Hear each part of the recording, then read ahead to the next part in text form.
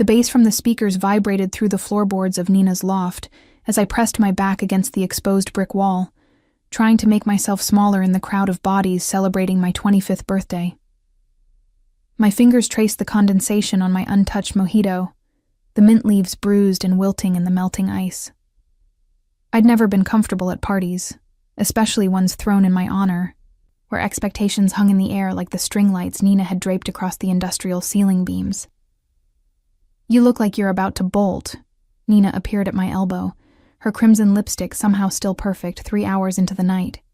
She'd insisted on this party, on the guest list, on everything down to the playlist that currently assaulted my eardrums with electronic beats I didn't recognize. I managed a weak smile. Just taking it all in. Liar. She clinked her glass against mine with enough force to slosh liquid over the rim. "You hate this. But I promise, you'll thank me later." Her eyes sparkled with the kind of mischief that usually preceded one of her matchmaking schemes. "There's someone I want you to meet. Henrique Castro. Remember I mentioned him?"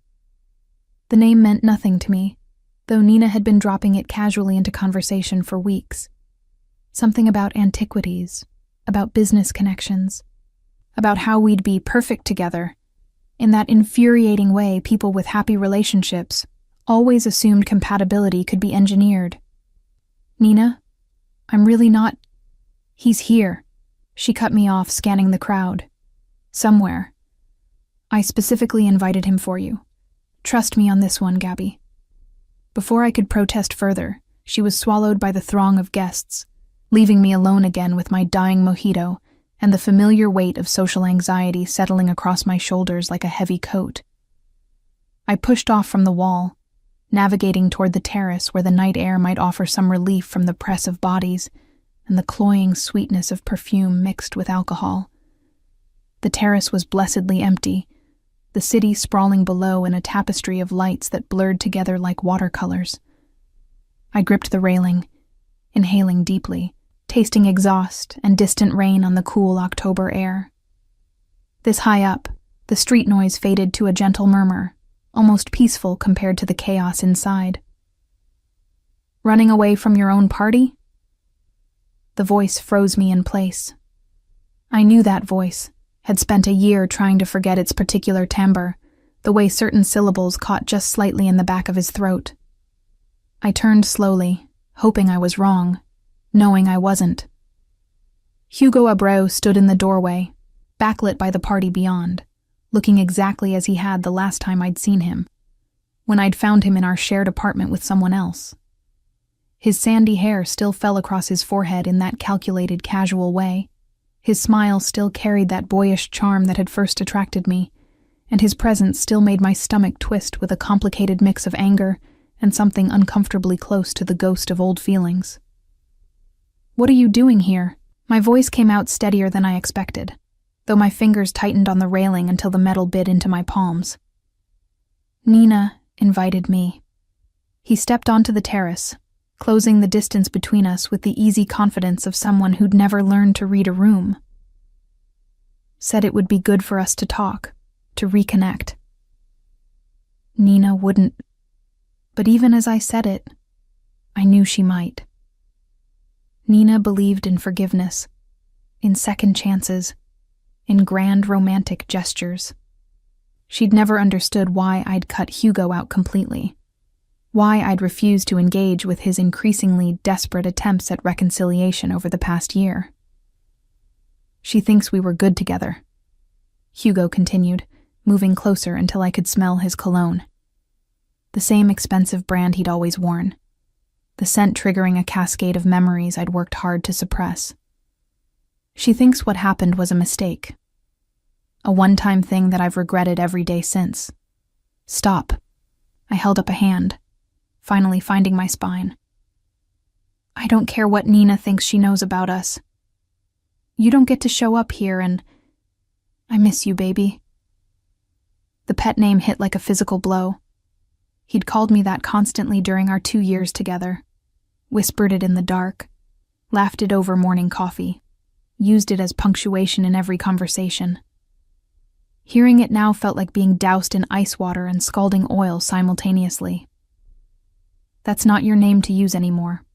I tried to step past him, back toward the safety of the party, but he caught my wrist. Gabby, please. Just 5 minutes. Let me explain. His grip wasn't painful, but it was firm enough to stop me, possessive in a way that sent alarm bells ringing through my chest. I opened my mouth to tell him to let go, to cause a scene if necessary, when a different hand appeared, larger, darker, the fingers wrapped around Hugo's wrist with casual authority. That's my baby you're touching. The voice was deep, accented with something Mediterranean that softened the consonants, and completely unfamiliar.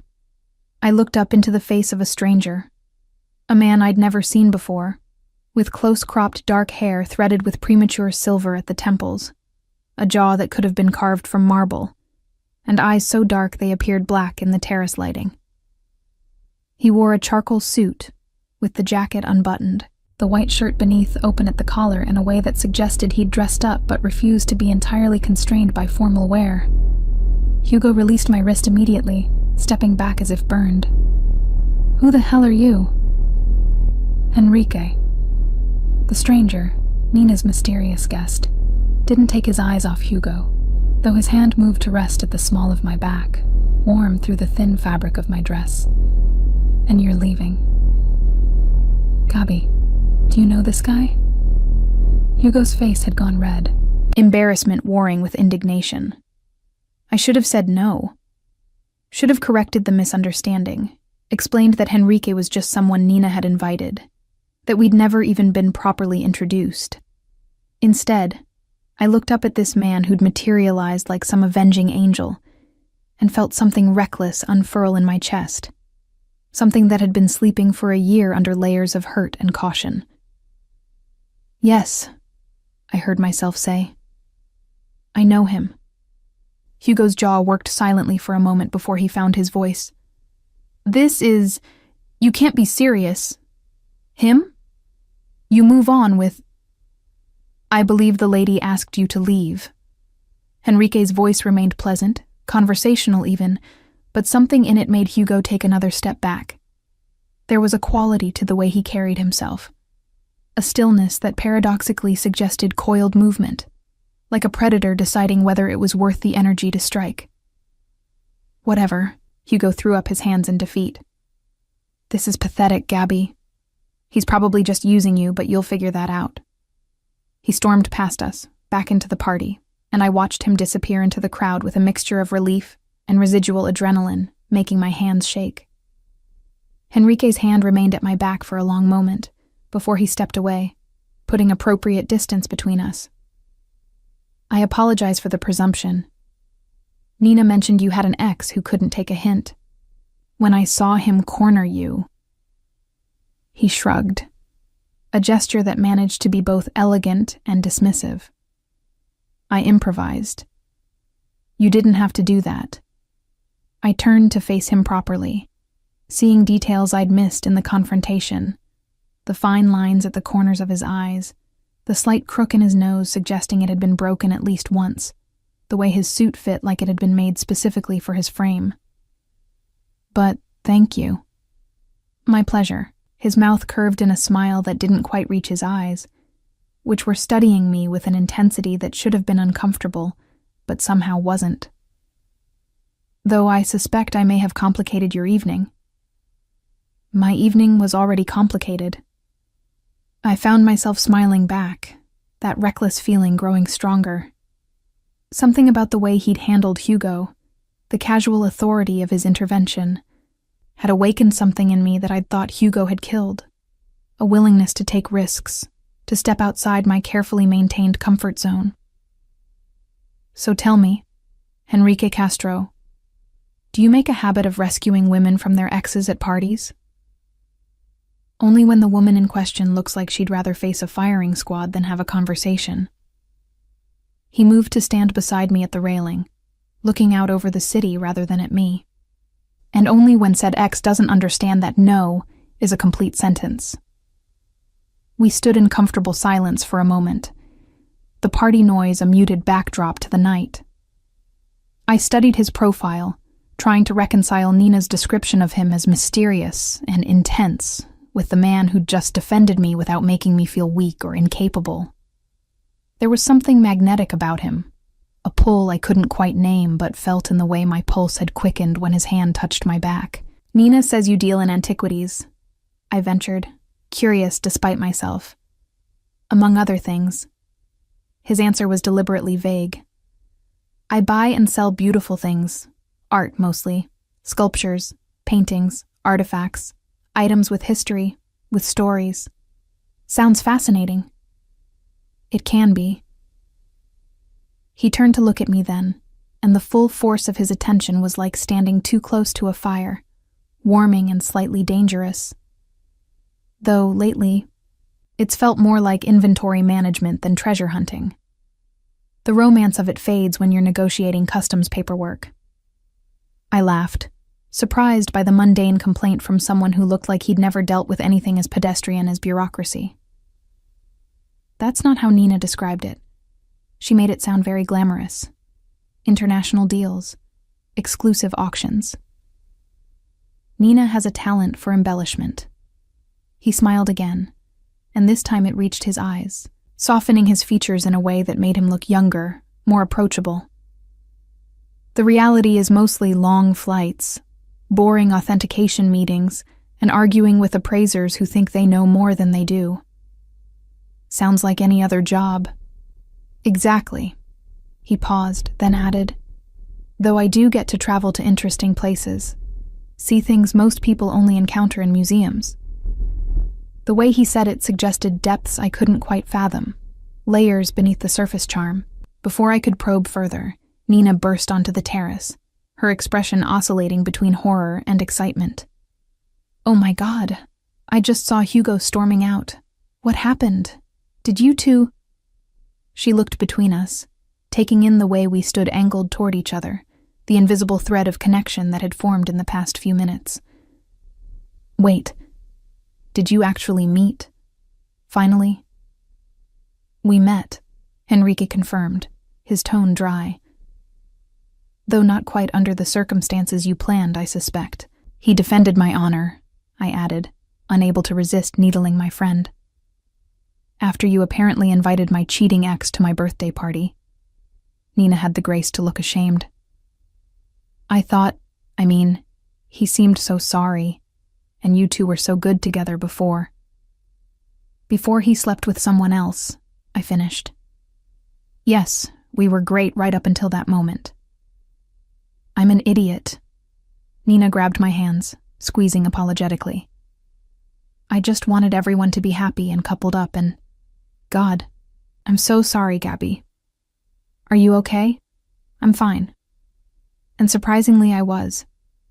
The encounter with Hugo had been uncomfortable, but Enrique's intervention had transformed it from humiliating to almost empowering. Though maybe vet the guest list with me next time? Never again, I promise. She released my hands, then turned to Enrique with a hopeful expression. "But at least you two finally met. Silver lining?" "Indeed." Enrique's gaze returned to me, something unreadable in its depths. "Though I'd like to properly introduce myself without the drama. Enrique Castro." He extended his hand. I took it, feeling the warmth of his palm against mine, the controlled strength in his grip. "Gabriela Freire. Though apparently you already knew that." "Nina may have mentioned you. Once or twice, every time we've spoken for the past month." His mouth quirked at our friend's expense. "She's subtle like that," I agreed, and we both looked at Nina, who was grinning like she'd orchestrated the entire evening to reach this exact moment. "Okay, I'm going to leave you two alone now," she announced. "Try not to do anything I wouldn't do." She winked and disappeared back inside, leaving us alone on the terrace once more.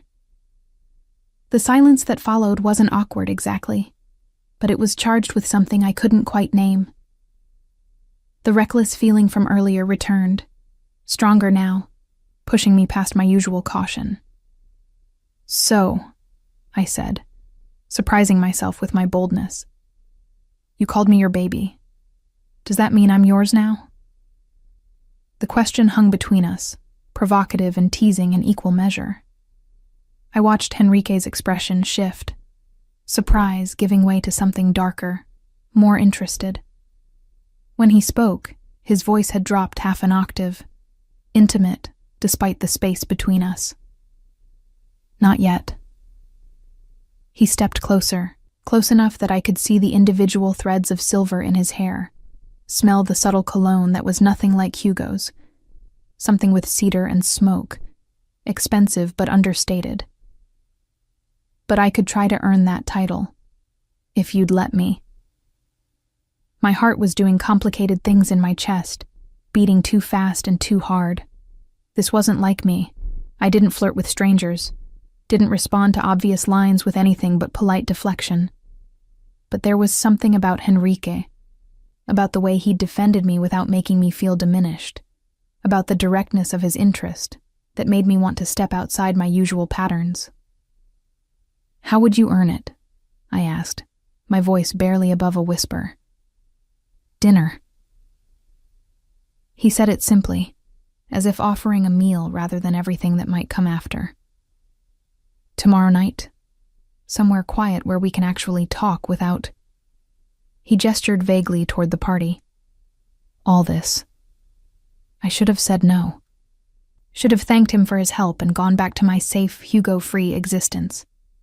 Instead, I found myself nodding. "Okay." "Okay." He pulled out his phone, handed it to me. "Put in your number. I'll send you the details." I typed in my contact information with slightly trembling fingers, handed the phone back. Our fingers brushed in the exchange, and the small contact sent electricity up my arm. Henrique noticed. I could tell by the way his eyes darkened further, but he said nothing, just pocketed his phone and stepped back.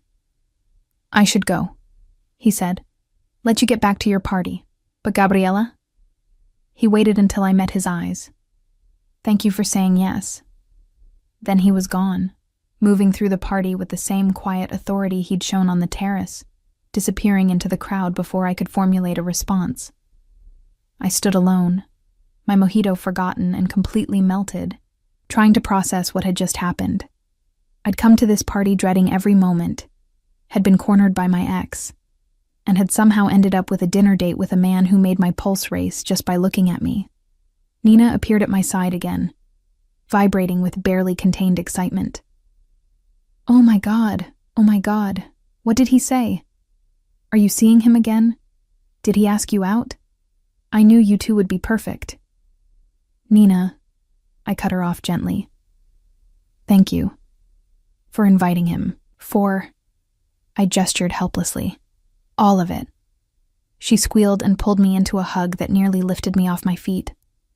"This is going to be amazing. I can feel it. Henrique is exactly what you need. Someone who won't let you hide, who'll—" "Remind me later that I agreed to this," I interrupted, "when I'm panicking about what to wear and whether this is a terrible idea." "It's not a terrible idea." Nina pulled back, her expression suddenly serious. "Gabby, you've been stuck for a year. Stuck in safe, stuck in careful, stuck in not Hugo. Maybe it's time to try stuck in something new." I looked back toward the terrace door, half expecting to see Henrique there, watching. But he was truly gone, leaving only the memory of his hand at my back and a promise of dinner that felt like standing at the edge of a cliff, terrifying and exhilarating in equal measure. Tomorrow night, I thought. Tomorrow night, I would let myself fall. I woke the next morning to sunlight streaming through my bedroom curtains and the disorienting sensation that the previous night had been a vivid dream. My phone sat on the nightstand, silent and accusatory, and I reached for it with the kind of dread that comes from knowing you've done something reckless while sober.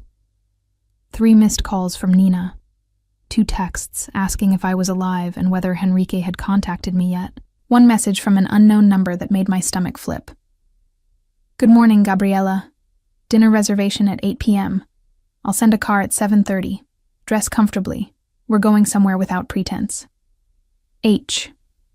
I read it 3 times, analyzing every word choice, every implication. A car. Not I'll pick you up, but I'll send a car, which suggested a level of formality that contradicted the dress comfortably instruction. And that sign-off? Just the initial? As if I'd know exactly who H was despite having met him only hours ago. My finger hovered over the reply button for a full minute before I typed, "Looking forward to it." His response came immediately. "As am I." I set the phone down and stared at my ceiling, trying to reconcile the cautious person I'd been for the past year with the woman who'd flirted with a stranger and agreed to dinner without knowing anything substantial about him. Nina had mentioned his business, something about antiquities and art, but the details were vague, and that way people describe things they didn't fully understand themselves. The day passed in a blur of second-guessing and wardrobe changes. By 7 o'clock, I'd settled on dark jeans, a silk blouse in deep emerald, and the leather jacket I'd bought during a rare moment of retail therapy after the Hugo breakup. Comfortable, but intentional. Casual, but considered. At precisely 7:30, my building's intercom buzzed. "Miss Frere, your car has arrived." I grabbed my purse and headed downstairs, expecting perhaps a town car or a sedan. What waited at the curb was a sleek black Mercedes with tinted windows, and a driver in a charcoal suit who opened the rear door with practiced efficiency. "Good evening, Miss Frere. Mr. Castro asked me to ensure your comfort. There's water in the console if you'd like." I slid into the leather interior, feeling immediately out of my depth. This wasn't a casual dinner car.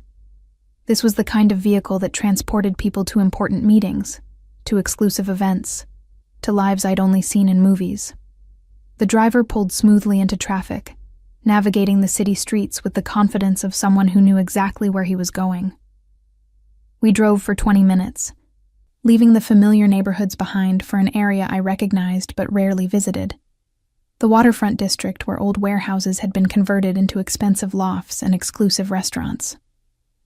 The car pulled up in front of a building with no visible signage, just a single door flanked by subtle lighting.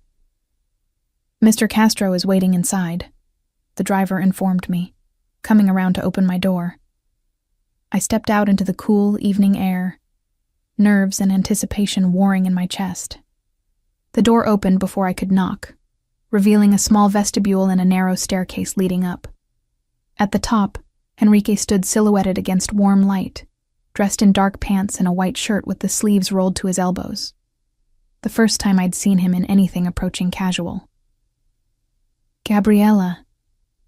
He smiled, descending to meet me halfway. "Thank you for trusting me with such vague instructions. I figured if Nina vouched for you, you probably weren't planning to murder me," I said, then immediately regretted the dark humor. His laugh was genuine, transforming his face from intimidating to almost boyish. "Nina's vouching is worth its weight in gold, then. Come, I hope you're hungry." He led me up the stairs to a private dining room that took my breath away. Floor-to-ceiling windows overlooked the harbor, where boats bobbed gently in their slips, and the city lights reflected on dark water. A single table was set for 2, intimate without being claustrophobic, and soft music played from hidden speakers, something instrumental that I couldn't quite place. "This is..." I struggled for words that wouldn't sound inadequate. "This is beautiful." "It's one of my favorite places in the city," Enrique said, pulling out my chair. "The chef is a friend. When I explained I wanted somewhere we could actually talk, he offered the private room." I sat, watching as he moved to the other side of the table with an easy grace that suggested he was comfortable in his body, comfortable in spaces like this. A server appeared. The chef himself, I realized, based on his whites, and the familiar way he greeted Enrique. "Bruno, this is Gabriella. Gabriella. Bruno Machado, the magician who will be feeding us tonight." "A pleasure," Bruno said warmly. "I've prepared a tasting menu if that suits. Small courses, opportunity to talk between, unless you have dietary restrictions I should know about."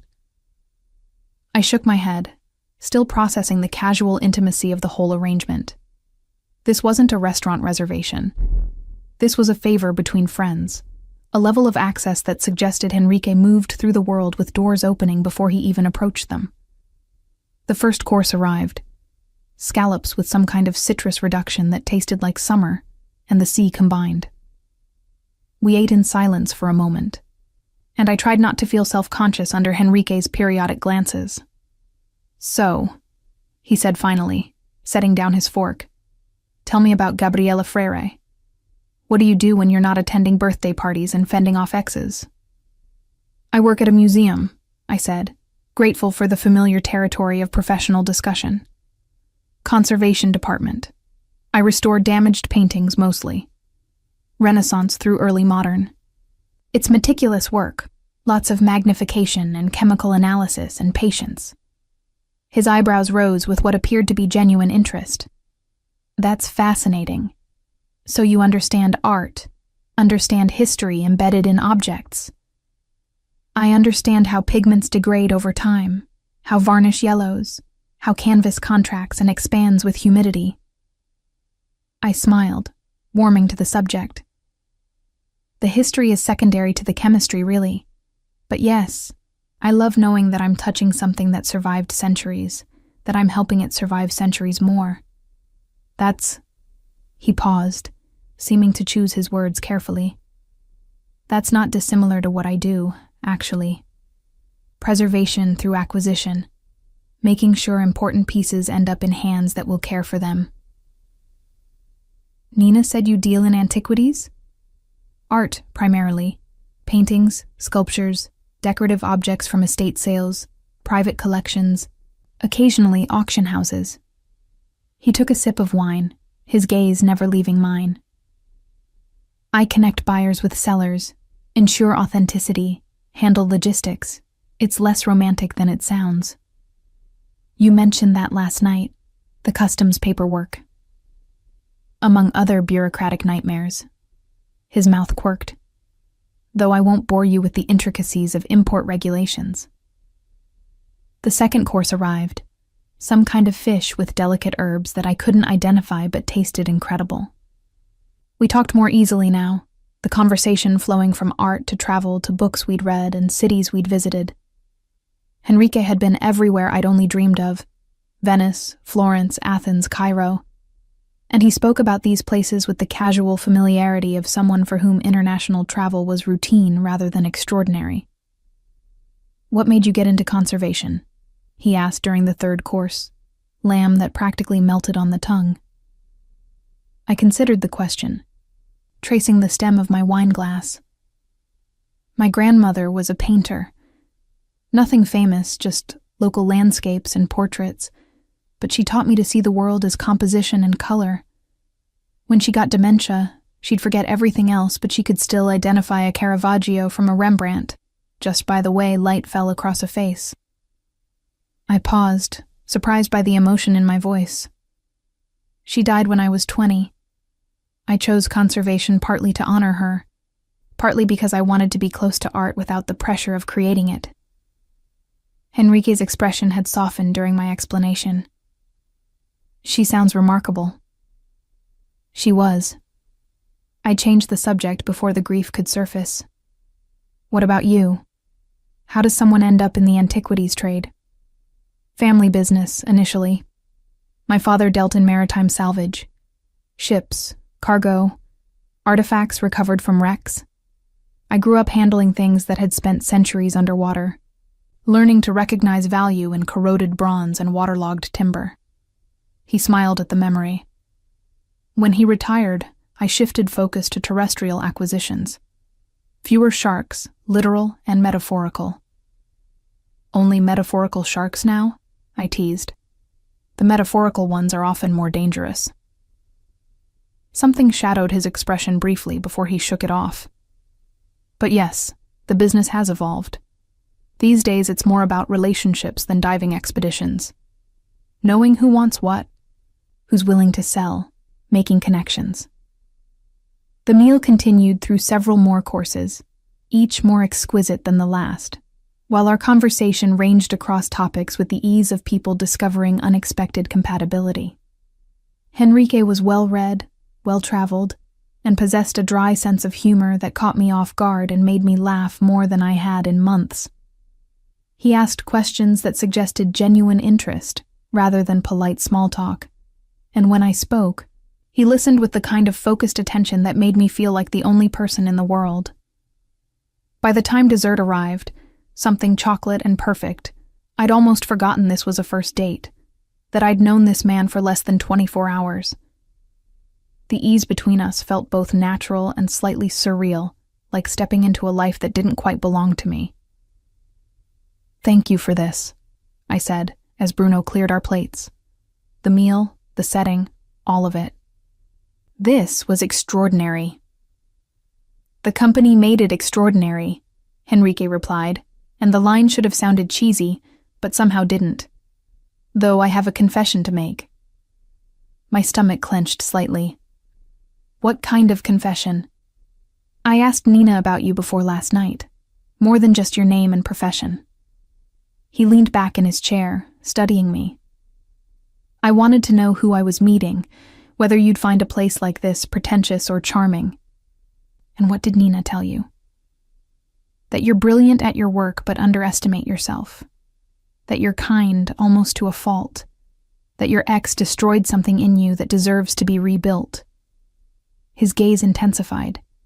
"That you're worth the effort of rebuilding it." I didn't know what to say to that. The directness of it. The implication that he saw me as some kind of project to be undertaken. Before I could formulate a response, his phone buzzed on the table. He glanced at it, frowned, and stood. "Excuse me a moment. Work complication that can't wait." He stepped away to take the call in the vestibule, leaving me alone with the harbor view and the unsettling feeling that I'd just glimpsed something beneath his polished surface, some complexity that contradicted the smooth charm he projected. When he returned, his expression was carefully neutral. "I apologize. That was unavoidable." "Everything okay?" "Fine. Just a shipment delay that needed addressing." He signaled for the check, which Bruno waved away with a meaningful look that suggested this meal was also a favor rather than a transaction. "Let me take you home." The drive back was quieter, both of us lost in thought. When the car pulled up in front of my building, Henrique walked me to the door despite my protests. "Thank you again," I said, suddenly awkward now that the evening was ending. "I had a wonderful time." "As did I." He stepped closer, and my breath caught. For a moment I thought he might kiss me, but instead he took my hand and raised it to his lips. An old-fashioned gesture that should have felt ridiculous, but instead felt intimate. "May I see you again?" "Yes," I whispered, my pulse racing at the contact. "Good." He released my hand slowly. "I'll call you." I watched him return to the car, watched it pull away into the night, then let myself into my apartment in a daze. Only when I was inside, door locked behind me, did I allow myself to process the evening, the luxury of it, the easy conversation, the way Henrique looked at me like I was something precious he'd discovered and intended to keep. My phone buzzed with a text from Nina. "So." I smiled despite myself and typed back, "He's taking me out again." Her response was a series of celebratory emojis that made me laugh. But as I got ready for bed, another text arrived from the unknown number that was no longer unknown. "I'm already counting the hours until I see you again. Sleep well, Gabriella." I fell asleep thinking about his hand at my back on Nina's terrace. About the way he defended me without hesitation. About how someone I'd just met could make me feel simultaneously safe and wonderfully off balance. Somewhere in the city, Henrique Castro was probably working late on whatever business complication had interrupted our dinner. And tomorrow, I'd wake up to the reality that I was falling for a man whose world I didn't fully understand, whose layers I'd barely begun to uncover. But tonight, I let myself simply feel the thrill of possibility, of doors opening onto paths I'd never imagined walking. Whatever came next, at least I was moving forward instead of standing still in the ruins of what Hugo had broken. 3 months. That's how long Enrique and I had been seeing each other when he offered me the position managing his gallery. 3 months of dinners at exclusive restaurants, of weekend drives to vineyards I'd only read about, of conversations that stretched into the early morning hours as we discovered the architecture of each other's minds and histories. I sat in my conservation lab at the museum, staring at the email he'd sent that morning. I'm opening a legitimate gallery space downtown. Acquisitions, exhibitions, public viewings. I need someone with your eye, your expertise, your integrity. The position is yours if you want it. We can discuss details over dinner tonight. The offer was generous, double my current salary, benefits, and the opportunity to work with pieces that rarely saw museum walls. It was also complicated by the fact that we were sleeping together, that the lines between professional and personal had long since blurred into something I couldn't quite map. That's quite the frown for someone looking at a Baroque masterpiece. I looked up to find my supervisor, Dr. Marta Silva, standing in the doorway. She'd mentored me since I'd started at the museum, had taught me everything I knew about varnish removal and canvas restoration. Sorry, just thinking.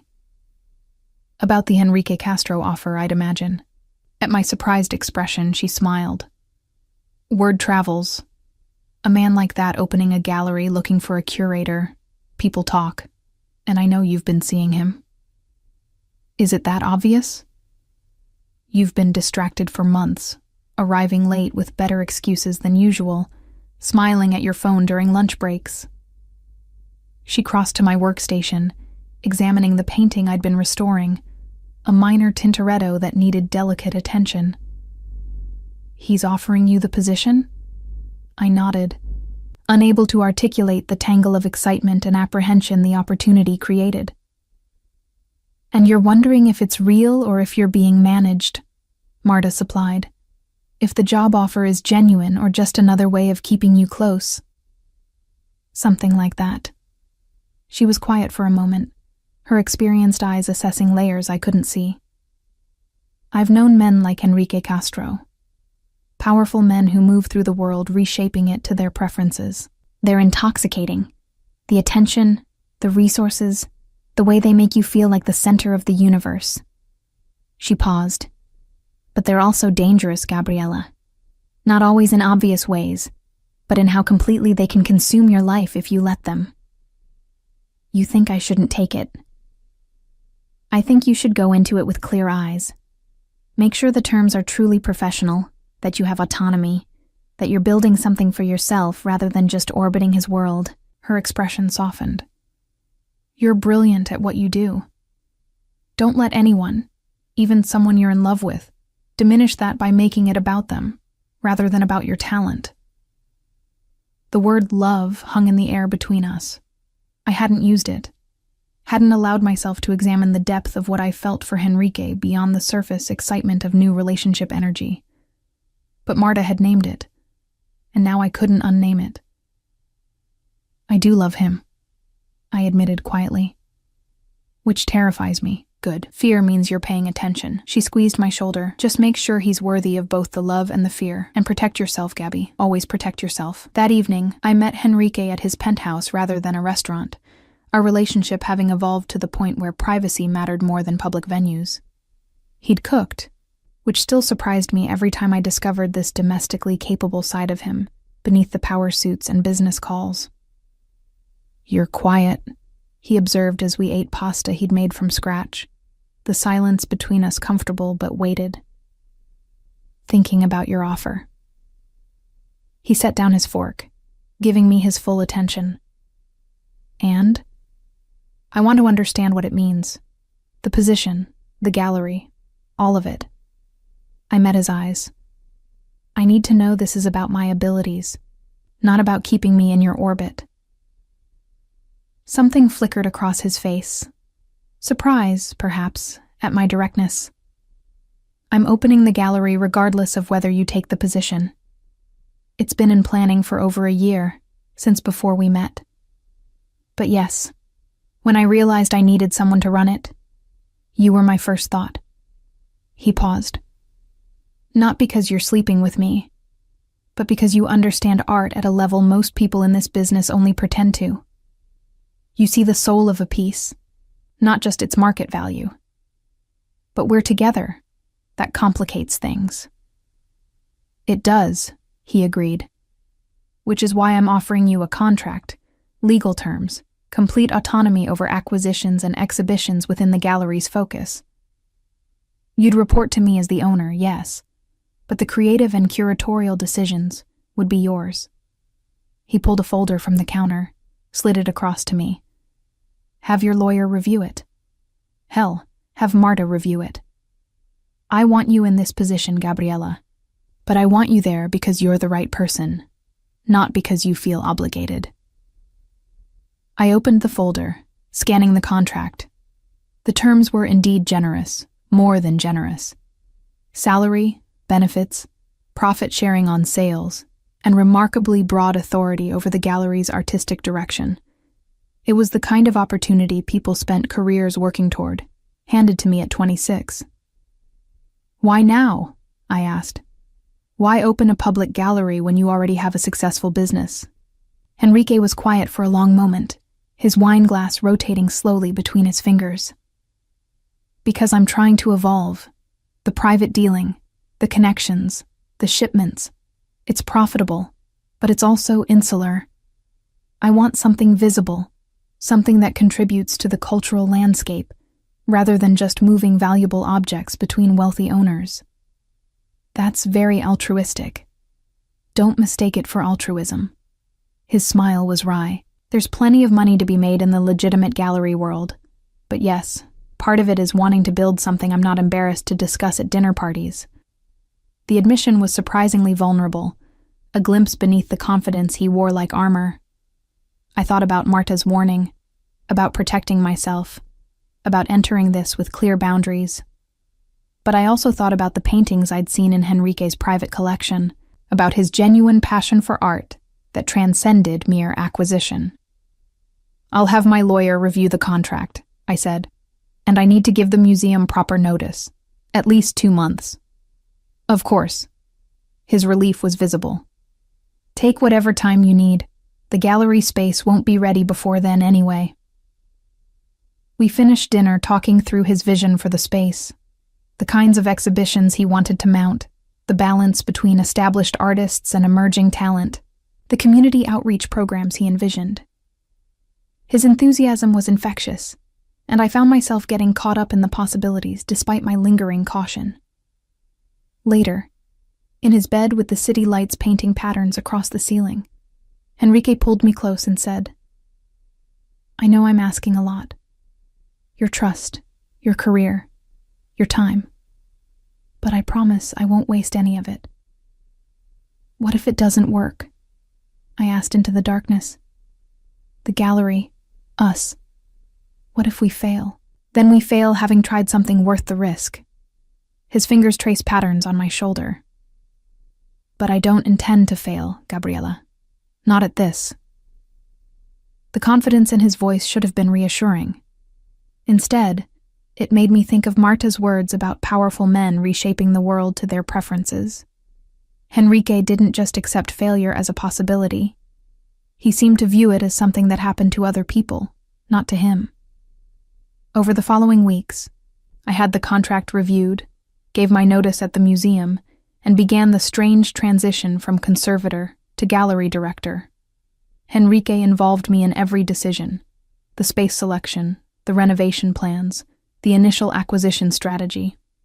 It felt collaborative, equal, like we were building something together, rather than me simply executing his vision. But there were moments that gave me pause. Like when a piece I wanted to acquire for the opening exhibition suddenly became available despite the owner having refused to sell for years. Or when permits that typically took months materialized in days. Henrique had connections, influence that extended into areas I didn't fully understand, and he wielded that influence casually, as if doors opening before him was simply the natural order of things. How do you do it? I asked one evening, as we reviewed floor plans for the gallery. Make the impossible happen so easily? He looked up from the blueprints, something unreadable in his expression. Relationships, mostly. I've spent years building a network of contacts, people who owe me favors or want to be owed favors in return. It's currency, Gabriella. Just a different kind than money. What kind of favors? Introductions, mostly. Access to collections, to auctions, to opportunities. He smiled, but it didn't quite reach his eyes. Nothing sinister, if that's what you're asking. But I hadn't been asking about sinister until he mentioned it, and now the question hung between us like smoke. What exactly did Henrique's network entail? How deep did his influence run? And what would happen if I ever needed to extract myself from his world? I pushed the thoughts aside, focusing instead on the tangible excitement of the gallery taking shape. We hired staff, planned our inaugural exhibition, sent invitations to collectors and critics whose names I'd only seen in art journals. My days were full in ways they hadn't been at the museum, the work challenging and creative and completely absorbing. It was 3 days before the gallery's opening when I finally met someone who made all my suppressed concerns crystallize into something I could no longer ignore. I was at the gallery space, overseeing the installation of paintings, when a man I didn't recognize walked through the unlocked door. "Can I help you?" I asked, putting myself between him and a Modigliani worth more than my apartment building. "I'm looking for Henrique Castro." The man's accent was thick, Eastern European, and his suit was expensive, but worn in a way that suggested he lived in it, rather than just wearing it. "You are the girlfriend, yes? Gabriella?" "I'm the gallery director," I corrected, unease prickling along my spine. "And we're not open yet. You'll need to come back next week." "I think Henrique will want to see me now." He pulled out his phone, dialed, and after a brief exchange in a language I didn't understand, handed it to me. "He wants to talk to you." I took the phone cautiously. "Henrique?" "Gabriella, everything's fine. This is Alexi, an old associate. Let him into my office, please. I'll be there in 10 minutes. "You have an office here? Since when?" "Since I'm the owner and occasionally need private space to conduct business. Top floor, east corner. The key is in your desk drawer." His tone was patient but firm. "Please, just trust me on this." I wanted to argue, to demand explanations, but the installation crew was watching, and Alexi was standing too close for comfort. "Fine. 10 minutes. I led Alexi upstairs to an office I hadn't known existed, furnished with a desk and chairs and nothing personal. A space clearly designed for transactions rather than occupancy. He settled into one of the chairs without invitation, and I stood by the door, arms crossed. "You are very protective of his things," Alexi observed with what might have been amusement. "This is good. Henrique values loyalty." "I'm protective of the gallery's assets," I corrected. "And you still haven't explained what you want." "That is between me and Henrique," he smiled, revealing gold teeth that seemed deliberately ostentatious. "But do not worry, pretty lady. I am not here to cause problems, just to collect what is owed." Before I could ask what that meant, Henrique appeared in the doorway, his expression controlled, but cold in a way I'd never seen. "Alexi, I thought we had an understanding about unannounced visits. The understanding was payment by end of month. Month is ending tomorrow." Alexi stood, all pretense of friendliness evaporating. "You have what I came for?" "Of course." Henrique moved to the desk, unlocked a drawer I didn't have a key to, and withdrew a thick envelope. "As agreed. Count it if you'd like." Alexi took the envelope, thumbed through what appeared to be a substantial amount of cash, and nodded. "Always a pleasure doing business with you, Henrique." He glanced at me. "Take care of him, gallery lady. He is valuable man." Then he was gone, leaving Henrique and me alone in the office. The silence stretched uncomfortably until I found my voice. What was that? Payment for a shipment he facilitated. Nothing concerning. Cash? In an envelope? That's how legitimate business works? Henrique's jaw tightened. Some associates prefer discretion. It's not illegal, Gabriela.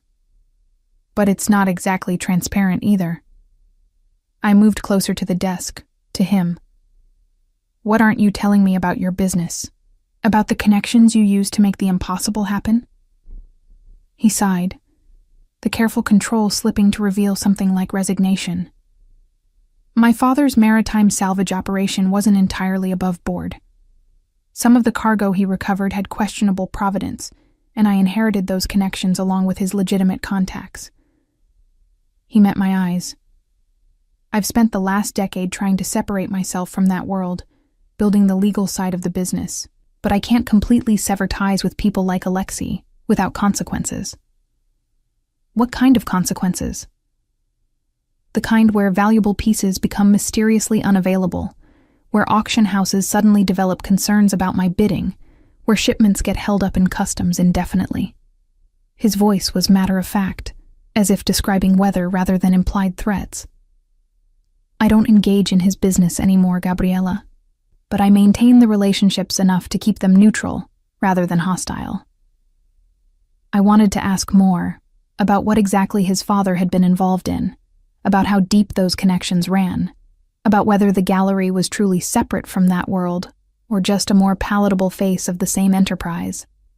But the opening was in 3 days. Critics and collectors were coming, and I'd committed myself to this path already. No more surprises, I said finally. If there are other Alexeis in your life, I need to know about them before they show up in my gallery. Our gallery, he corrected gently. And I promise, no more surprises. It was a promise he would break within the month, but in that moment, I chose to believe him. Because the alternative was confronting how thoroughly I'd entangled myself with a man whose world had depths I hadn't even begun to measure. And I wasn't ready for that confrontation yet. The gallery's opening was a triumph that felt hollow beneath the surface. Critics praised the exhibition I'd curated, a careful balance of established names and emerging artists, thematically centered around transformation and preservation. Collectors made acquisitions totaling more than I'd dreamed possible for a first show. Henrique moved through the crowd with easy charm, introducing me as the brilliant mind behind the vision, and I played my part perfectly. Gracious, knowledgeable, the consummate professional. Only Nina noticed the tension I carried in my shoulders, the way I flinched when Henrique's hand settled at my waist. She cornered me near the champagne table during a lull in conversations. Okay, what's wrong? You should be glowing right now, and instead you look like you're waiting for something terrible to happen. I glanced around, confirming we were out of earshot. Have you ever looked up Henrique's business? Really looked beyond the surface? Her expression shifted from concern to something more guarded. Gabi, I introduced you to him knowing exactly who he is. His father ran salvage operations that weren't always strictly legal, yes, but Henrique's been working for years to legitimize everything. You knew? The betrayal stung more than I expected. You knew and didn't think to mention it? What would I have said? Hey, the guy who rescued you from your ex has complicated business connections? You wouldn't have given him a chance. She squeezed my arm. Look, I know Henrique. Have known him for 5 years. He's been nothing but honorable in every interaction I've witnessed. Whatever you've discovered, talk to him about it. Before I could respond, a commotion near the entrance drew our attention. Hugo stood in the gallery doorway, clearly drunk, his tie askew, and his eyes wild with the kind of rage that comes from too much alcohol and wounded pride. There she is, he announced loudly enough to silence nearby conversations. My ex playing art dealer with her mafia boyfriend's dirty money. Henrique materialized beside me with frightening speed, his expression a cold mask I'd only glimpsed once before, when Alexei had shown up unannounced. You need to leave. Now. Or what? Hugo lurched forward, swaying slightly. You'll have me killed? Isn't that what guys like you do? Make problems disappear? I felt the attention of the entire gallery focusing on us, phones emerging to capture the scene, and my carefully constructed professional evening disintegrating into public drama. Hugo, please. Please what? Pretend you're not sleeping your way into a career? His laugh was bitter, cruel. I know what this is, Gabby. I know what he is. And everyone else should know too, before you help him launder more money through fake art sales. The accusation hung in the air, ridiculous, but damaging simply by being spoken. Henrique's hand tightened on my waist, and I felt the coiled tension in him, saw in his eyes the calculation of someone deciding between violence and restraint. Security, he said quietly, and two men I'd assumed were guests revealed themselves to be something else entirely, moving to flank Hugo with practiced efficiency. Escort Mr. Abro from the premises, gently, but firmly. As they removed Hugo, still shouting accusations that became less coherent as he was guided toward the exit, the crowd's attention shifted to me, to Henrique, to the uncomfortable question now hovering over everything. How much of Hugo's drunken ranting was actually true? Ladies and gentlemen, Henrique addressed the room, his voice calm and authoritative. I apologize for that disruption. The individual has a history with Miss Frere and clearly hasn't handled their separation with grace. Please continue enjoying the exhibition. Gabriella has worked too hard for months for one disturbed man to ruin her achievement. It was masterful damage control. Within minutes, conversations resumed, the incident already transforming into gossip rather than scandal. But I saw the way some of the collectors looked at Henrique differently now, the way certain critics made their excuses and left earlier than planned. I made it through the rest of the evening on autopilot, my professional mask firmly in place, even as my mind raced through implications and consequences. When the last guest finally departed, leaving only staff to clean up, I found Henrique in the upstairs office, speaking quietly on his phone in that same language I didn't understand, the one he'd used with Alexei. He ended the call when I entered, his expression unreadable. Are you all right? What did Hugo mean about laundering money? I asked directly. Is any of that true? No. The answer was immediate, emphatic. Every piece in this gallery has legitimate provenance. Every sale will be properly documented and taxed. I won't let my past contaminate what we're building here.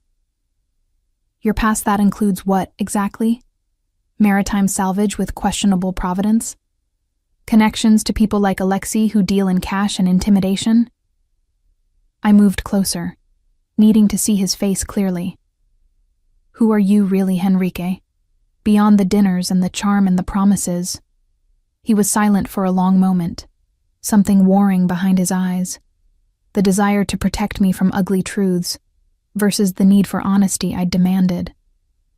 Finally, he sighed and gestured for me to sit. My father didn't just salvage cargo.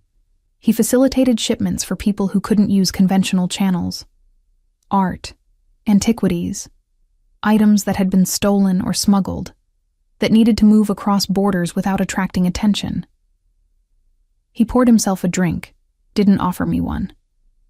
I worked for him from 16 until he died when I was 28, learned the business, made connections, built relationships with people on every side of legality. My stomach twisted with the confirmation of what I'd suspected but hoped against. So Hugo was right. Hugo was right about my history. He's wrong about my present. Henrique's voice was steady, factual. When my father died, I inherited an enterprise that was maybe 30% legitimate. I've spent the last 6 years converting the rest, buying out questionable contracts, redirecting relationships toward legal operations. The gallery is part of that, visible proof that I'm building something clean. But you still pay people like Alexei in cash envelopes, because severing ties completely would make me a target. These aren't people you simply walk away from, Gabriella. He met my eyes. I'm navigating a transition between two worlds, trying to reach one without being destroyed by the other. And yes, sometimes that means maintaining relationships I'd rather not have.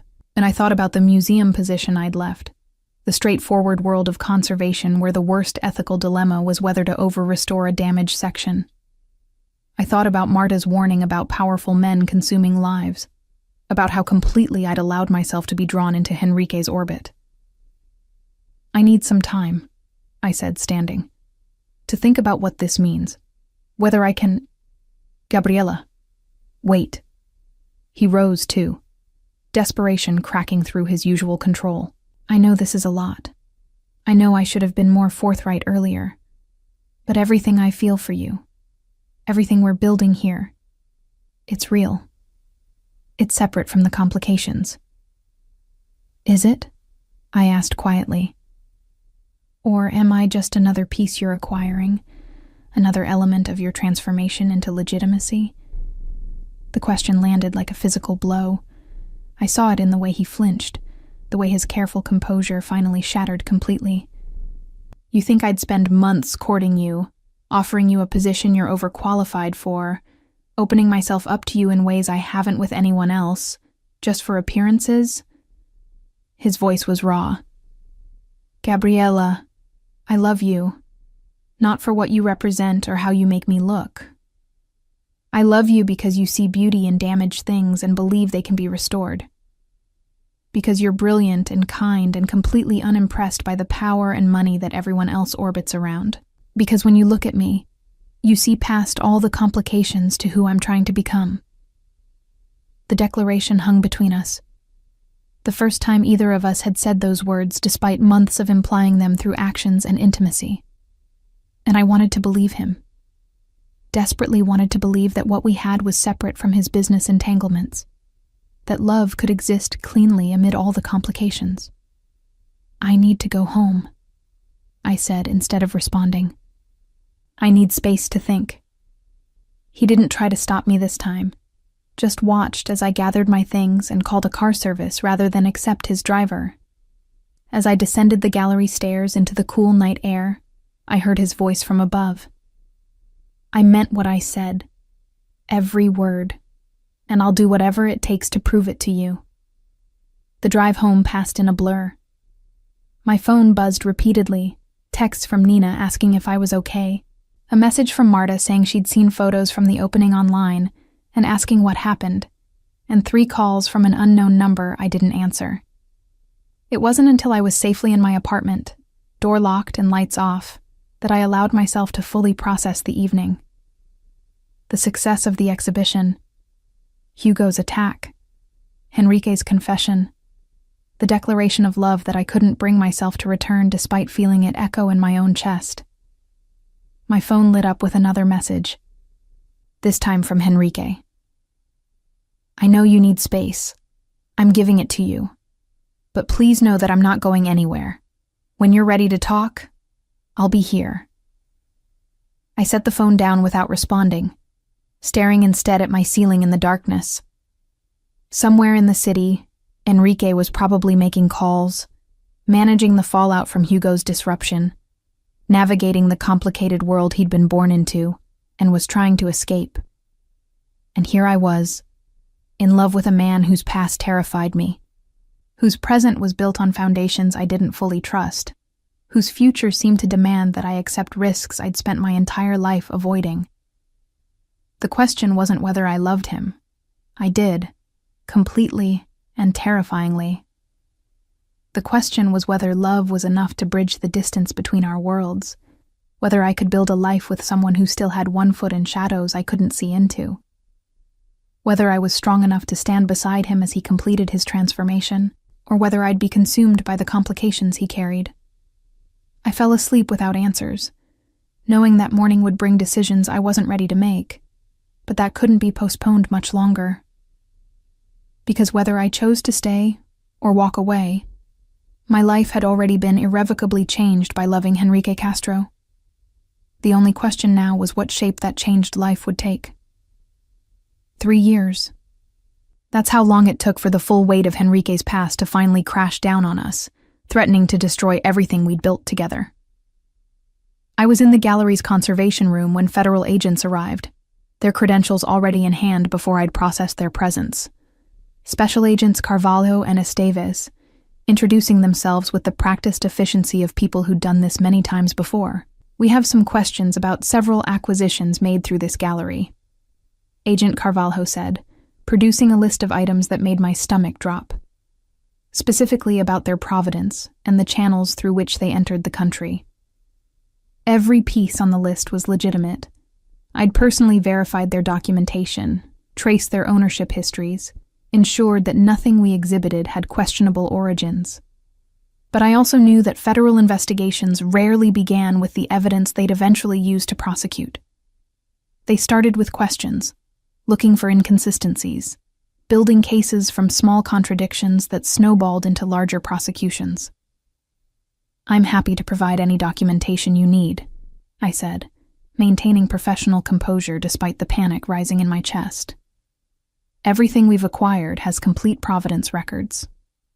We don't doubt that, Ms. Frere. Agent Esteves' smile didn't reach her eyes. We are more interested in the network that facilitated these acquisitions, the contacts who connected sellers with buyers, who arranged international shipping, who navigated customs procedures with unusual efficiency. They were investigating Henrique, using the gallery as an entry point into his broader operation. I saw it clearly now. The careful way they phrased questions about contacts and networks, the interest in logistics rather than the art itself. I need to call our lawyer, I said, reaching for my phone. Of course. We'll wait.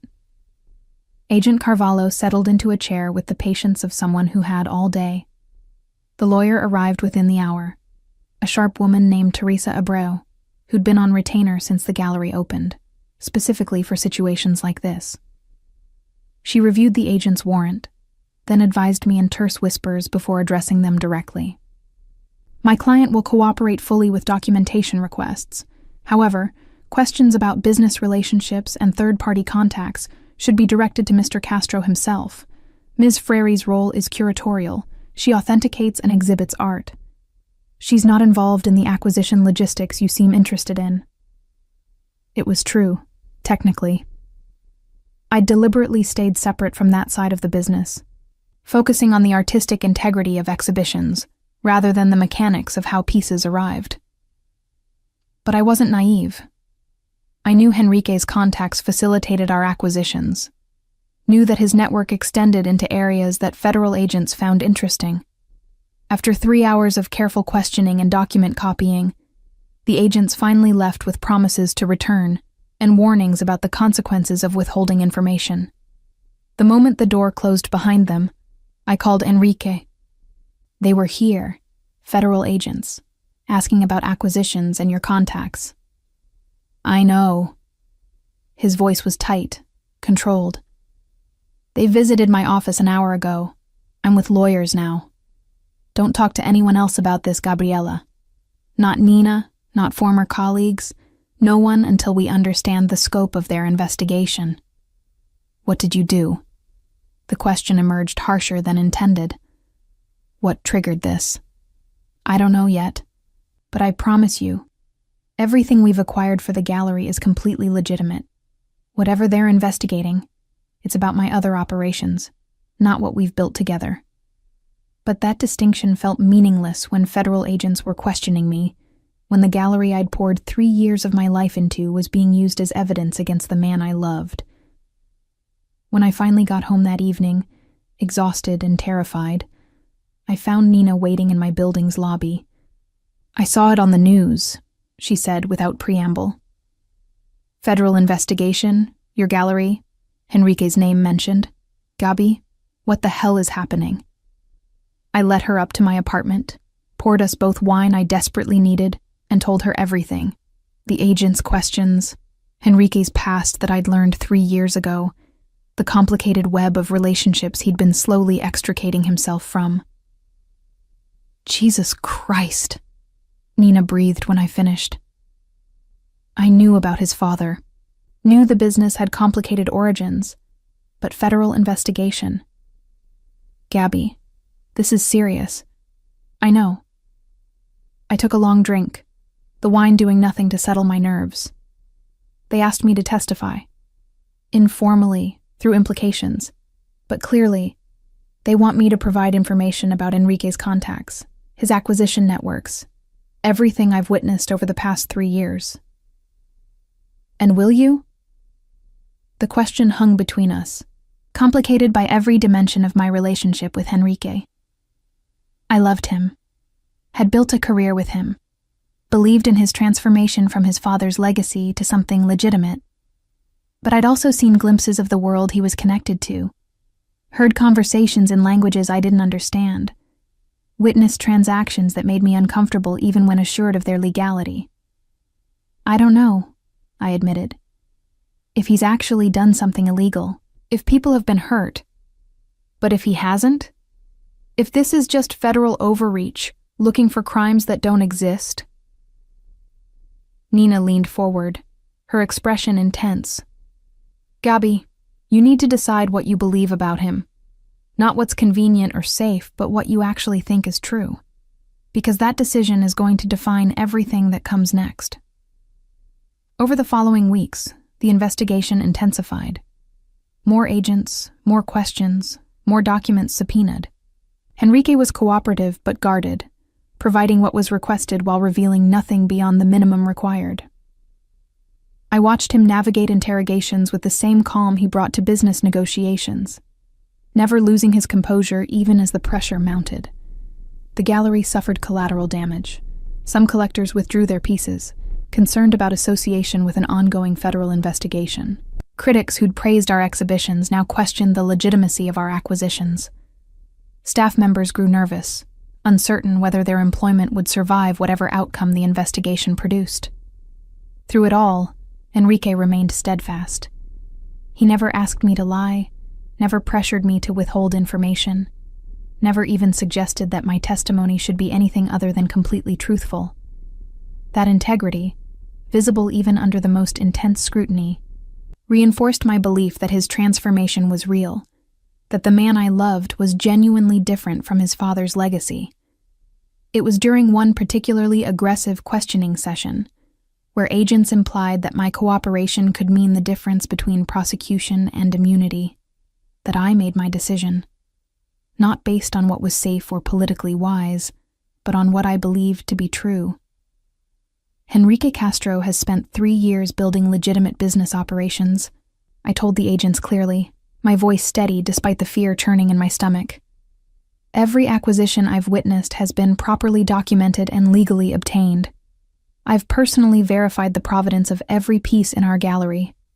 If his past involves questionable activities, I can't speak to that. I didn't know him then. But I can testify to his present, and his present is completely above board. The agents weren't pleased with my statement, but it was truthful, and truth had weight, even when it didn't serve their purposes. Over the next several months, I provided testimony, documentation, and verification of the gallery's operations.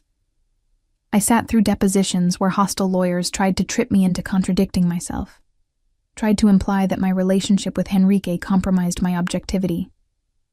Ms. Frere, isn't it true that Mr. Castro offered you this position specifically because you were involved romantically? That he's essentially buying your silence about questionable business practices?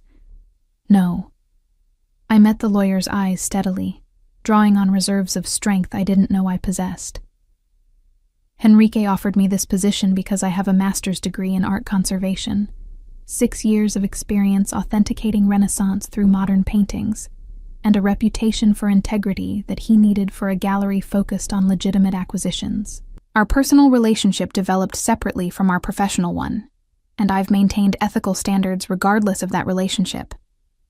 The question was asked in variations a dozen times across multiple depositions. Each time, I answered with the same unwavering consistency, not because I was protecting Enrique, but because it was the truth. I'd built something real at the gallery, something that existed independent of his complicated past, something worth defending on its own merits.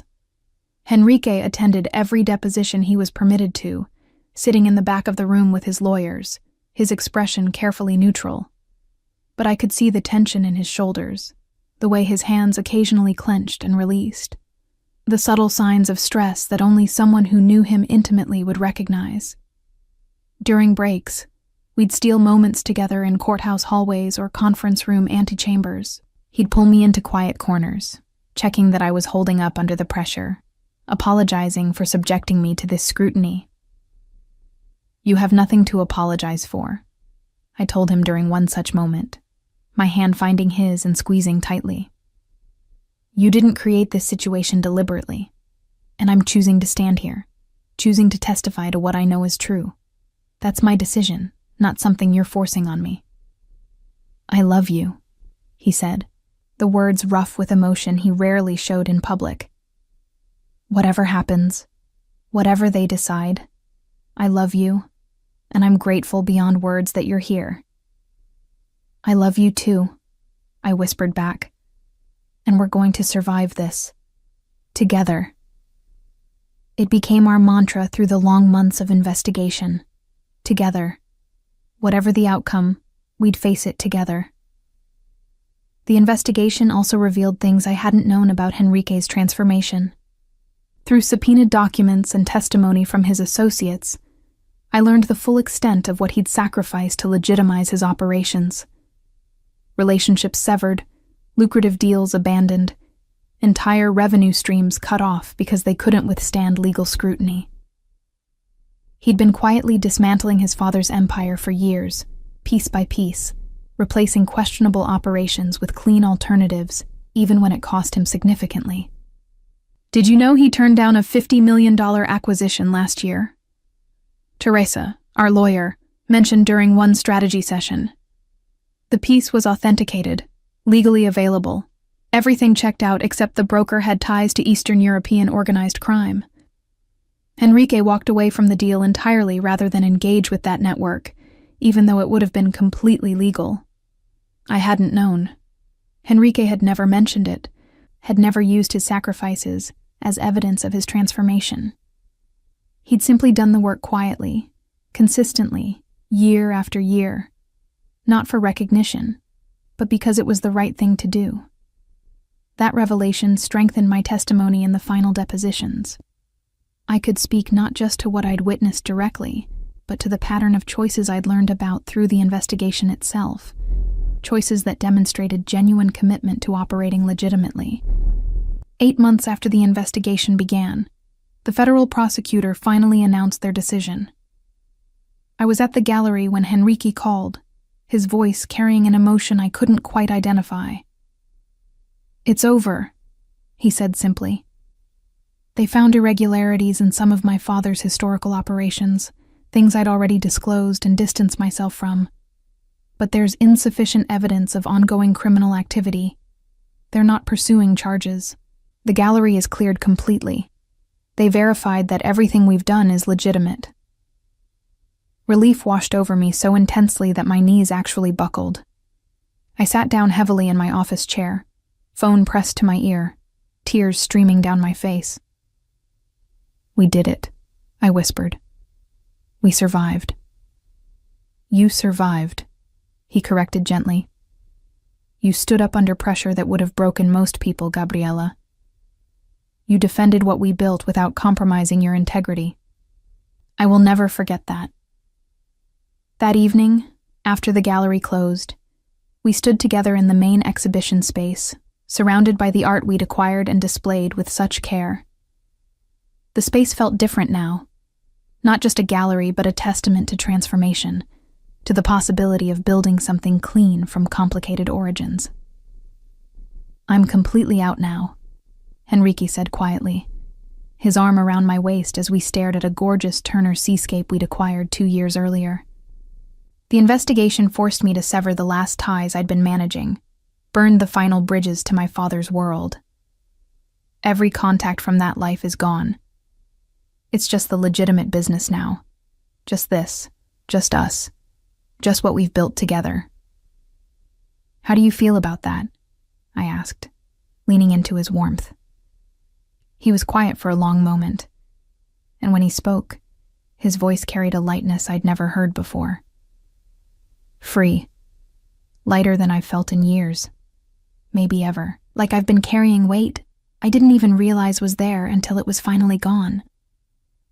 I turned to face him, seeing the truth of his words written in the relaxed set of his shoulders, the genuine peace in his expression. The investigation, for all its terror and stress, had completed what he'd been working toward for years. Full, undeniable separation from everything his father had built. So what now? I asked, echoing the question I'd posed years ago in this same space. Now we rebuild, he said, his hands coming to rest on my shoulders. The gallery's reputation not only survived, but might actually be stronger for having undergone federal scrutiny. We have clients who stood by us, contacts who remained loyal through everything. We have a foundation that's been tested and proven solid. He paused, his eyes holding mine with an intensity that made my breath catch. And we have each other. That's what matters most. Enrique. I know we've talked about the future in abstract terms, he interrupted gently. About building something lasting, about commitment. But these past 8 months, watching you maintain your integrity while still standing beside me, watching you defend what we've built without ever compromising yourself, I've never been more certain of anything. My heart was pounding now, anticipation mixing with the residual adrenaline of the past months. Certain of what? That I want to spend the rest of my life with you, he said simply. Not because you're convenient, not because you make me look legitimate, but because you see who I actually am, both the darkness I came from and the light I'm trying to become. And you love me anyway. You make me want to be worthy of that love. Tears were streaming down my face again, but these were different from the earlier tears of relief. These came from something deeper, from the recognition that we'd not only survived crisis, but had been transformed by it. I love you, I whispered. Completely. Even when it terrifies me. Even when it's complicated. I love you. He pulled me close, holding me with a tenderness that contradicted his powerful frame. We stood there in the quiet gallery, surrounded by centuries of art that had survived wars and revolutions and the simple passage of time, and I felt something settle into place, a certainty that whatever came next, we'd face it together. The investigation was over. The gallery had been vindicated. Enrique's transformation was complete and verified. And we had emerged from the crucible with our relationship not just intact but stronger, forged in the kind of pressure that either destroys or tempers into something unbreakable. We'd chosen unbreakable. As we locked up the gallery that night, walking out into the cool evening air hand in hand, I thought about all the complications that had brought us here. The chance meeting at Nina's party, the protective lie that had started everything, the gradual revelation of Enrique's past, and now this final test that had proven the authenticity of his transformation. Thank you, Enrique said as we walked toward his car, his voice carrying across the quiet street. For what? For believing in me when I gave you every reason not to. For seeing possibility instead of just risk. For loving me through all the complications. He stopped, turning to face me under the streetlights. For being exactly who you are, brilliant, brave, and uncompromising in your integrity. You make it sound like I'm some kind of hero, I said, embarrassed by the praise. I just told the truth. Exactly, he said softly. In a situation where lying would have been easier, where protecting yourself would have been justified, you told the truth. That's precisely what makes you extraordinary. We drove back to his penthouse in comfortable silence, the kind that comes from not needing to fill every moment with words. The city passed outside the windows, familiar and beautiful, and I felt a profound gratitude for this life we'd built. Complicated, yes, but real and ours. That night, as we fell asleep tangled together in his bed, I thought about the future that stretched before us now, no longer shadowed by investigations or the ghosts of his father's empire. Just the clean possibility of building something lasting together. We'd survived the worst. Everything that came next would be the reward for that survival, the life we'd fought so hard to protect, finally ours to enjoy without looking over our shoulders. I fell asleep with Henrique's arms around me, and the certainty that we'd reached the end of one chapter and the beginning of another. One written entirely by our choices, our love, our unwavering commitment to building something worth keeping. The storm had passed, and we were still standing. 6 months after the investigation ended, life had finally found a rhythm that felt almost normal. The gallery thrived with renewed energy. Clients who'd withdrawn during the investigation returned. Critics praised our resilience, and we mounted exhibitions that pushed creative boundaries while maintaining the impeccable standards that had always defined our work. Henrique's transformation was complete and visible to everyone. The last remnants of his father's network had been severed during the investigation, forcing a clean break he'd been managing for years. He operated now with a transparency that sometimes surprised even me. Every transaction documented, every acquisition traceable, every business relationship above reproach. We'd settled into a domestic rhythm too. Most nights, Henrique came to my apartment or I went to his penthouse, and we'd cook dinner together, discussing the day's challenges and victories with the ease of people who'd survived crisis and emerged stronger. Nina declared us disgustingly happy, with affectionate exasperation, and I couldn't really argue. It was during one of these ordinary, perfect evenings that I realized my period was late. Not just a day or two, but nearly 3 weeks. Long enough that I couldn't dismiss it as stress or irregular cycles. I stared at myself in my bathroom mirror, counting backwards through the calendar, my heart beginning to race with possibility and terror in equal measure. The pregnancy test I bought on my lunch break the next day confirmed what I'd already known with bone-deep certainty. Pregnant. The word seemed to shimmer with implications, transforming everything it touched. I sat on my bathroom floor, test in hand, trying to process the magnitude of this development. Henrique and I had discussed the future in abstract terms. Marriage eventually, maybe children someday. But this made everything suddenly, urgently concrete. How would he react? We'd been through so much together, had proven our relationship could survive external pressure. But a child was different, permanent, irreversible, a choice that would bind us together regardless of what happened to our romantic relationship. I needed to tell him. But the words felt too enormous for a casual evening conversation, too significant to just blurt out over dinner. This deserved intention, ceremony, acknowledgement of its weight. In the end, I invited him to my apartment 3 days after taking the test. My nerves stretched so tight, I felt like I might shatter at the slightest touch. I cooked his favorite meal, set candles on the small table, tried to create an atmosphere that would soften the shock of what I was about to reveal. "This is lovely," Henrique said as he arrived, taking in the setup with obvious pleasure. "What's the occasion?" "I need to tell you something," I said, my carefully rehearsed words evaporating under the intensity of the moment.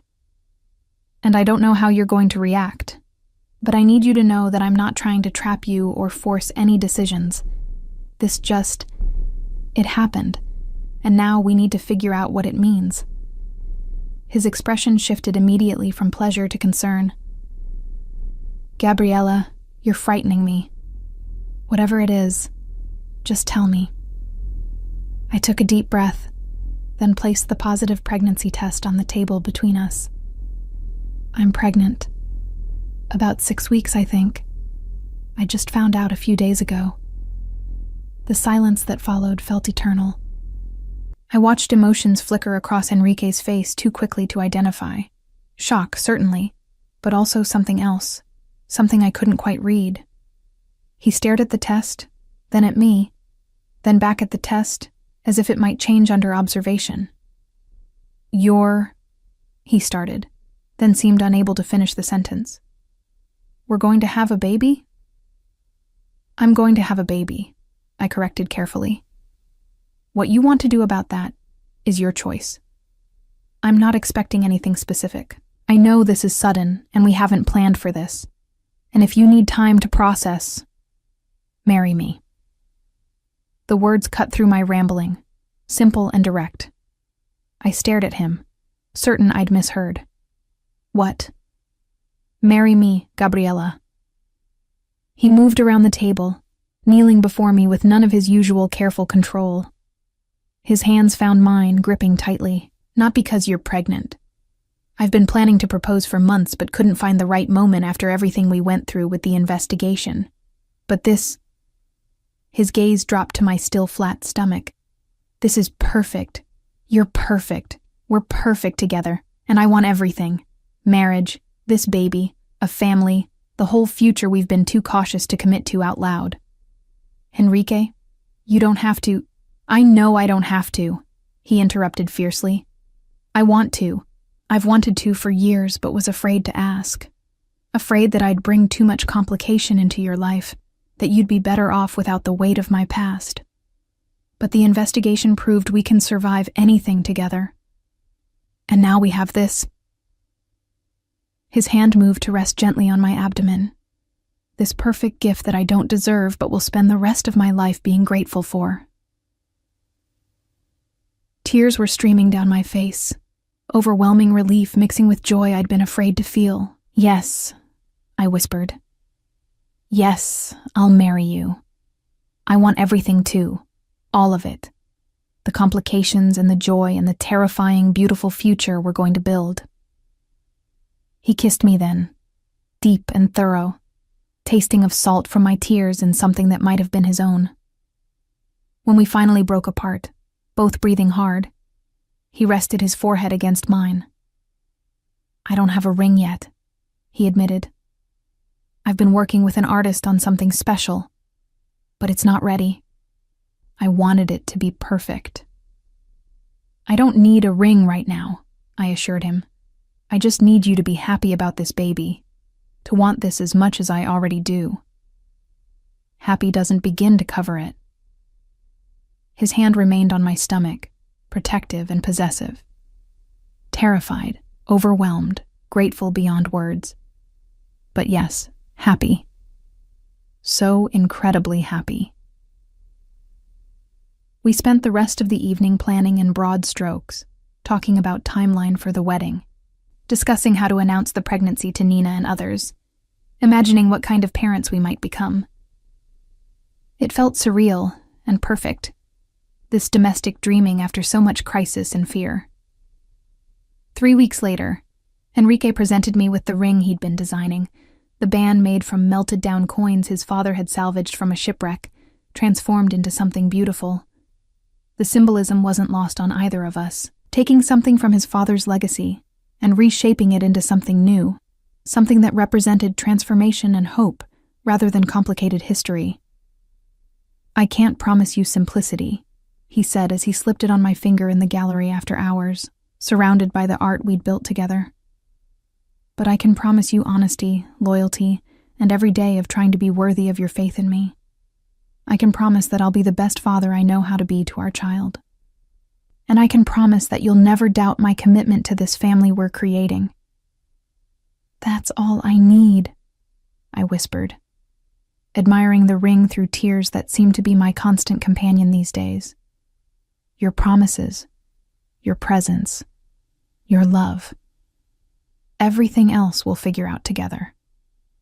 We set the wedding for 3 months later. Enough time to plan something meaningful, but soon enough that I'd still be comfortable in a wedding dress. Nina threw herself into planning with the enthusiasm of someone who'd been waiting years for this moment, and I let her take the lead, grateful to focus my energy on the gallery and the growing changes in my body.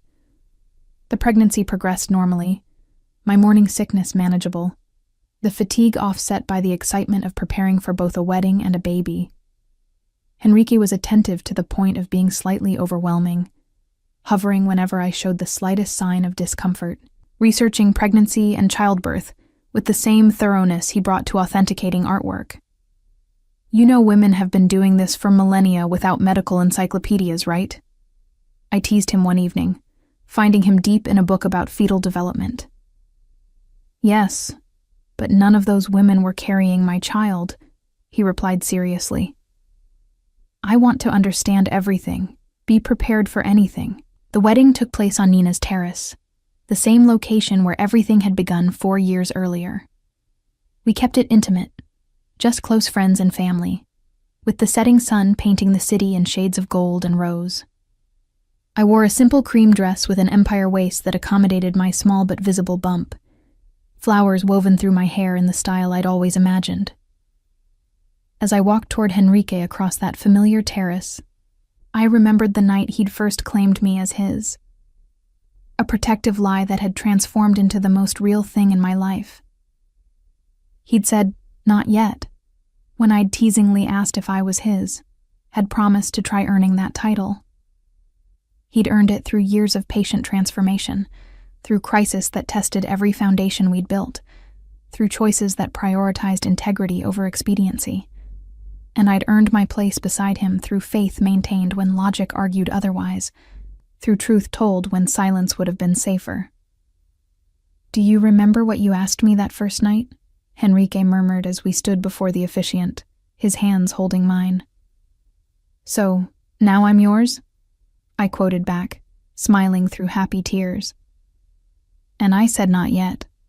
But now, his voice caught with emotion. "Now, yes. You're mine, and I'm yours. And this baby is ours. All of it earned, all of it chosen, all of it real." "Now, yes," I agreed, the words becoming our vows, more meaningful than any traditional promises, because they acknowledged the journey that had brought us here. We married as the sun set over the city, surrounded by the people who'd supported us through everything, in the place where our story had begun. And 6 months later, our daughter entered the world, healthy, perfect, with Henrique's dark hair and my hazel eyes. I'd never seen him cry before, not through the investigation or any of the complications that had marked our relationship. But when the nurse placed our daughter in his arms for the first time, tears streamed down his face unchecked. "She's perfect," he whispered, his voice breaking. "You're both perfect. I don't deserve this, either of you, but I promise I'll spend every day trying to be worthy of what you've given me." "You already are," I assured him, exhausted but happier than I'd ever been. "You've been proving it for years. This is just the beginning of showing her the same love and dedication you've shown me." Our daughter, we named her Helena, after Henrique's mother, completed our transformation in ways I couldn't have anticipated. Watching Henrique with her, seeing the fierce protectiveness and tender devotion he brought to fatherhood, reinforced everything I'd believed about his capacity for change. The next 3 years passed in the beautiful chaos of new parenthood, combined with the demands of running the gallery. We moved into a larger apartment that could accommodate our growing family, found rhythms that balanced work and parenting, discovered the exhaustion and joy of building a life together in the most concrete possible terms. Helena was bright and curious, equally comfortable among the artwork at the gallery and the playgrounds near our home. She had Henrique's intensity and my tendency toward quiet observation, a combination that made her simultaneously delightful and challenging to parent. For our 3rd wedding anniversary, Henrique suggested celebrating at Nina's terrace again, returning to the place where so many significant moments had occurred. Nina enthusiastically agreed to host, and we found ourselves once again on that familiar space, but this time with Helena between us, holding both our hands as we looked out over the city. "What are you thinking about?" Henrique asked, noticing my contemplative expression. "That first night," I admitted, watching Helena point excitedly at lights below. "When you claimed me as yours to protect me from Hugo. Do you remember what I asked you?" "How could I forget?" His smile was warm with the memory. "You asked if that meant you were mine now. I thought I was in trouble the moment you challenged me like that. Knew you weren't just another beautiful woman at a party, but someone who'd change everything. I asked if I was yours now," I continued, pulling him close with my free hand while Helena explored the terrace's edge under Nina's watchful eye. And you said, "Not yet, but I could try to earn that title." He completed the memory, his arm coming around my waist. "And now?" "Now, yes," I whispered. The same answer we'd given at our wedding, the culmination of years of earning and choosing and building. "I'm yours, and you're mine, and she's ours. All of it earned, all of it chosen, all of it real, despite how impossibly it started." The music from the anniversary celebration drifted out to us. Friends gathered to celebrate not just our marriage, but the family we'd become. 3 years married, nearly 8 years since that first encounter, a lifetime of complications survived and transformed into something worth celebrating. "You know," Enrique said, pulling me closer as we watched Helena dance to music only she could hear. "That night when I called you mine to protect you from your ex, I had no idea what I was committing myself to, what kind of future that moment would create." "Regret it?" I teased, though I knew the answer. "Not for a second." His voice was fierce with certainty. Every complication, every crisis, every moment of doubt, all of it led here, to this moment, to this family. I'd do it all again exactly the same way if it meant ending up here with you. Helena toddled back to us then, demanding to be picked up so she could see the pretty lights better.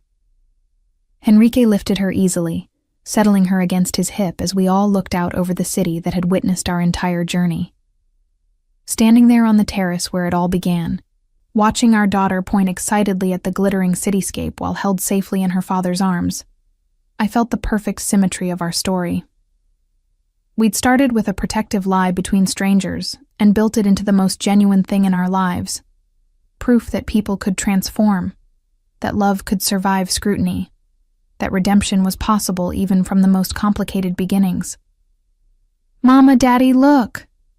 Helena's excited voice pulled us from our reflection. She was pointing at the sky where the first stars were becoming visible above the city lights. "I see them, baby," I said, my heart full to bursting with the simple, perfect moment. "We all see them," Enrique added, his arm tightening around me. The whole beautiful future stretched out before us, and standing there together, our family complete, our love proven through crisis and time, our future finally ours to write without shadows. I knew that sometimes the best love stories started with risks taken without thinking, with choices made from instinct rather than logic.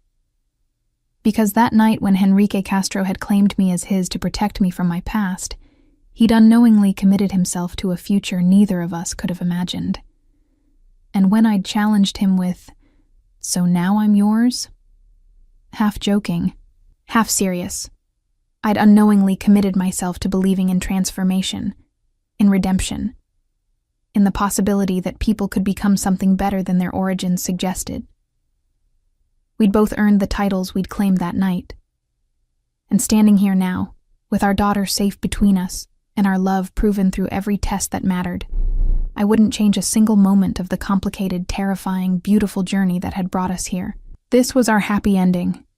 Not perfect, not simple, but real and ours, and worth every risk we'd taken to reach it. The gallery thrived. Our family grew stronger, and every day we woke up grateful for the chance encounter that had transformed both our lives, for the protective lie that had become the truest thing either of us had ever known. We'd started as strangers on a terrace. We'd become partners through crisis, and we'd emerged as a family, tested, proven, unbreakable. Together, always together.